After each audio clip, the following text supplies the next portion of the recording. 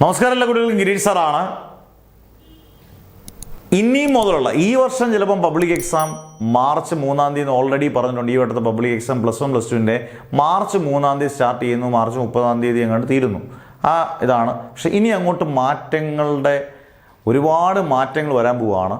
അതിനകത്ത് ഒരെണ്ണം വളരെ വ്യക്തമായ മാറ്റം വരാൻ പോകുന്നത് ചിലപ്പം ഈ പരീക്ഷയുടെ മാസങ്ങൾ മാറുന്നു എന്നുള്ളതാണ്. പക്ഷെ അത് നല്ലതാണെന്ന് നിങ്ങൾക്ക് ആദ്യം നമുക്ക് തോന്നും അത് നല്ലതല്ല. പക്ഷേ കുറച്ച് നമ്മളൊന്ന് ചിന്തിച്ചാൽ അത് നല്ലതാണെന്ന് തോന്നും. കാരണം ഇനിയുള്ള പരീക്ഷ പബ്ലിക് എക്സാം ഖാദർ കമ്മിറ്റി എന്ന് പറഞ്ഞ കമ്മിറ്റി ഇതിനെക്കുറിച്ച് വളരെ വിശകലനം ചെയ്ത് പഠിച്ചതിന് ശേഷം ഉണ്ടാക്കിയ റിപ്പോർട്ടിന് പ്രകാരം ആ കമ്മിറ്റി പറഞ്ഞിരിക്കുന്നത് ഇങ്ങനെയാണ്. അതായത് ഏപ്രിൽ മെയ് മാസങ്ങളിൽ പരീക്ഷ നടത്താനാണ്. അത് നല്ല ചൂടാണ്. ആ ചൂടുള്ള സമയത്ത് പരീക്ഷ നടത്തി കഴിഞ്ഞാൽ ജൂൺ ജൂലൈ മാസങ്ങളിൽ ചിലപ്പോൾ 2 മാസം വെക്കേഷൻ ആയിരിക്കും. കാരണം ഈ മഴയത്ത് വീട്ടിലിരുന്നാൽ മതി. കാരണം ഒരുപാട് അല്ലാതെ അവധി പോകുന്നുണ്ട്. അത് ഒരു പരിധിവരെ ലാഭിക്കുകയും ചെയ്യാൻ കുട്ടികൾക്ക് ഈ മഴ സമയത്ത് സ്കൂളിൽ വരികയും ചെയ്യേണ്ട +1 +2.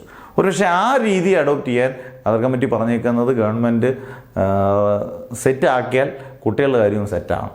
അതാണ് പ്രധാനപ്പെട്ട ഒരു കാര്യം. അന്നേരം ഇത് വന്നു കഴിഞ്ഞാൽ തന്നെ കേരളത്തിലെ മുഴുവൻ കുട്ടികൾക്ക് എനിക്കൊന്ന് അത്യാവശ്യം ഹാപ്പിയാണ്.